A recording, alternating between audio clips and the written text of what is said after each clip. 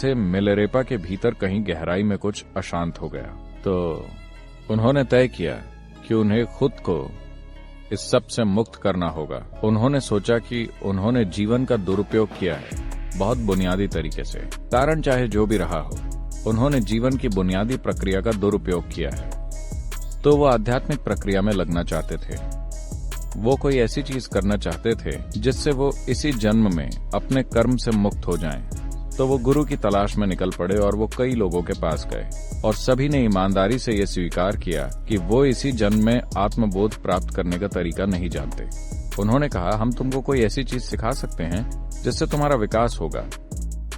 करुणा के मार्ग पर चलो, दया और प्रेम के मार्ग पर चलो। धीरे धीरे तुम एक के बाद दूसरे जीवन कालों में विकास करते रहोगे। मिलेरेपा उन चीजों से संतुष्ट नहीं हुए और उस समय भी उनके भीतर गुस्से की थोड़ी आग भरी हुई थी। उनके अंदर थोड़ा पछतावा, थोड़ी नाराजगी और थोड़ा गुस्सा था। इन सब की मिलीजुली भावनाएं उनके अंदर चल रही थी। तो आखिर में किसी ने उनको बताया कि केवल एक ही इंसान इसमें तुम्हारी मदद कर सकता है, वो है मारपा।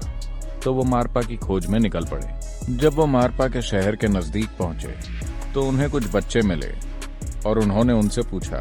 मारपा को ट्रांसलेटर कहा जाता था। तो ट्रांसलेटर की पदवी मिली थी क्योंकि उन्होंने भारत के सभी महान तांत्रिक ग्रंथों का तिब्बती भाषा में अनुवाद किया था।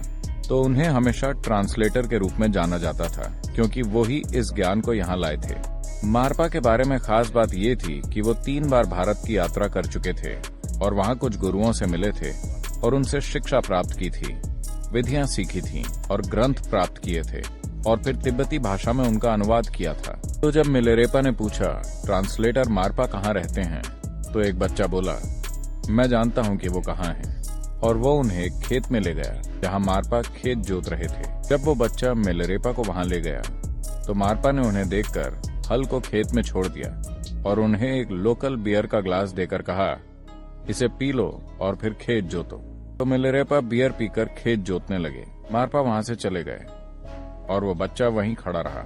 जब काम खत्म हो गया तो उन्हें समझ में नहीं आया कि अब क्या करें, तो वो वहीं खड़े रहे। फिर बच्चे ने आकर कहा, अब आप मेरे साथ आ सकते हैं। वो बच्चा उन्हें अपने घर ले गया। तब उन्हें एहसास हुआ कि वो दरअसल मारपा का ही बेटा था। फिर मारपा ने मिलेरेपा से हर तरह की मेहनत के काम कराए। मिलेरेपा ने मारपा के आगे सिर झुकाकर कहा, मैं आपसे धम्म की दीक्षा चाहता हूँ, उस तरह का धम्म। धम्म का मतलब है एक विधि या प्रक्रिया जो मुझे इसी जीवन में आत्मज्ञान और मुक्ति दिलाए। मैं अगले जन्म में नहीं जाना चाहता और कृपया मुझे भोजन और रहने की जगह देने की भी कृपा कीजिए। तो मारपा ने कहा, तुम तय करो, अगर तुम चाहो तो मैं तुम्हें भोजन और रहने की जगह दे सकता हूँ। धम्म कहीं और ढूंढो, धम्म के लिए कहीं और जाओ, या फिर मैं तुमको धम्म दे सकता हूँ, तुम रहने खाने का इंतजाम कहीं और करो।